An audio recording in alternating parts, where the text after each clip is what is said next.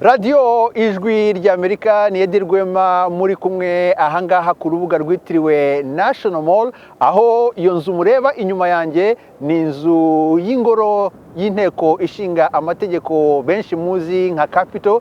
Aha ni naho hazabera umuhango wo ku nshuro ya 60 yo kurahiza umukuru w'igihugu cya Leta Zunze Ubumwe za Amerika. Uwo nta wundi rero ni Donald Trump uzaba ugarutse kuyobora Leta Zunze Ubumwe za Amerika mu yindi manda y'imyaka 4. Azaba asimbuye Joe Biden nyuma y'uko ishyaka ry'abarepublikani ryegukanye umwanya w'umukuru w'igihugu ritsinzwe uwari umukandida w'ishyaka ry'abademokrate ariwe Kamala Harris. Aha rero ku munsi wo kuwa mbere niho hazabera ibikorwa nyirizina byo kurahiza umukuru w'igihugu ku nshuro ya 60. Mbibutsa ko umukuru w'igihugu wa mbere wa Leta Zunze Ubumwe za Amerika yarahiye mu mwaka w'1789. icyo gihe uwo muhango wabereye i New York, ariko guhera mu mwaka w'1801 nibwo ku nshuro ya mbere ahangaha ku ngoro y'inteko ishinga amategeko habaye umuhango wa mbere wo kurahiza icyo gihe uwari perezida wa gatatu wa Leta Zunze Ubumwe za Amerika